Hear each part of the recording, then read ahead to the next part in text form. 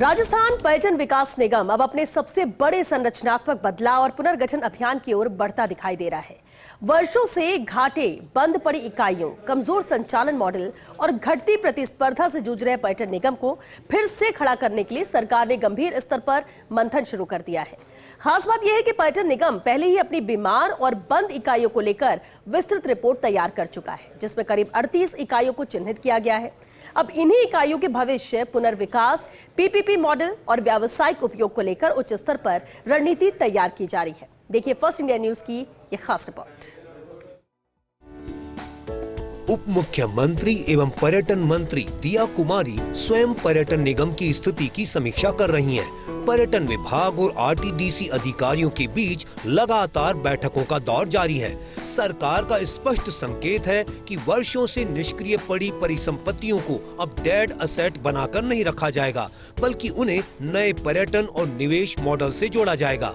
RTDC का पुनर्गठन आखिर क्यों जरूरी है, इस पर बात करें तो दरअसल राजस्थान देश का सबसे बड़ा पर्यटन राज्य माना जाता है, लेकिन विडंबना यह रही कि राज्य का अपना पर्यटन निगम धीरे धीरे प्रतिस्पर्धा में पिछड़ता चला गया।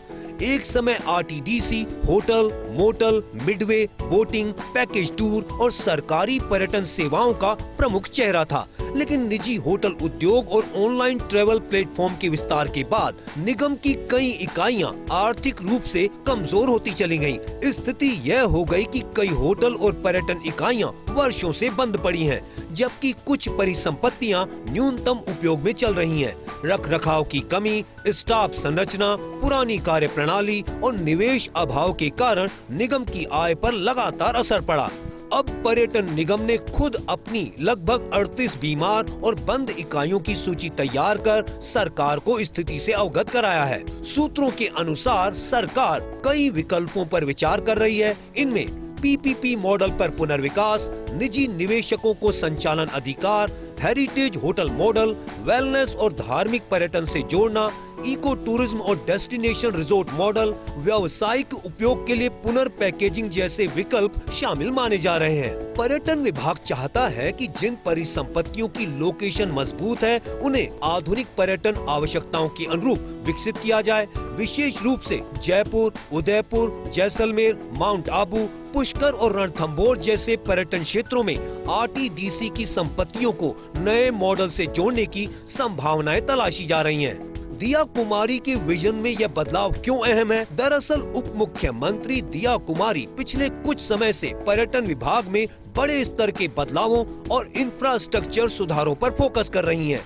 आमेर मास्टर प्लान, कॉन्सर्ट और MICE centre, digital tourism app और धार्मिक पर्यटन परियोजनाओं के साथ आरटीडीसी पुनर्गठन को भी उसी व्यापक पर्यटन विजन का हिस्सा माना जा रहा है।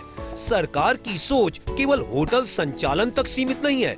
लक्ष्य यह है कि राजस्थान का पर्यटन model high value experience tourism में बदले, जहां विरासत, संस्कृति, डिजिटल सेवाएं और आधुनिक पर्यटन सुविधाएं एक साथ दिखाई दें। आरटीडीसी की निष्क्रिय संपत्तियों को उसी परिवर्तन की महत्वपूर्ण कड़ी माना जा रहा है। क्या है सबसे बड़ी चुनौतियां? हालांकि यह प्रक्रिया आसान नहीं मानी जा रही। कई इकाइयों पर कानूनी, प्रशासनिक और वित्तीय जटिलताएं भी जुड़ी हुई हैं। कुछ परिसंपत्तियों के रखरखाव पर भारी खर्च आ रहा है, जबकि कई जगहों पर संरचनाएं जर्जर स्थिति में पहुंच चुकी हैं। कर्मचारी संरचना और संचालन मॉडल भी चुनौती बने हुए हैं। विशेषज्ञों का मानना है कि यदि पुनर्गठन केवल कागजी प्रक्रिया बनकर रह गया तो स्थिति में बड़ा बदलाव संभव नहीं होगा। लेकिन यदि सरकार स्पष्ट निवेश नीति, पेशेवर संचालन और आधुनिक पर्यटन दृष्टिकोण के साथ आगे बढ़ती है, तो आरटीडीसी फिर से राज्य पर्यटन का मजबूत चेहरा बन सकता है।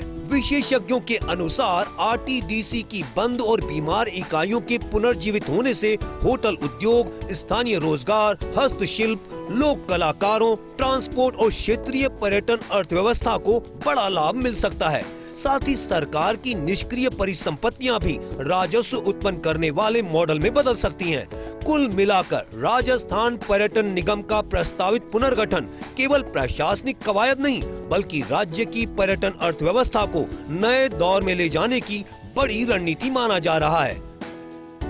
पर्यटन निगम ने अपनी इकाइयों को निजी होटल्स के साथ प्रतिस्पर्धा में लाने के लिए योजना तैयार की है। 38 ऐसी इकाइयों को चुना गया है जो या तो बंद हैं या बीमार हैं।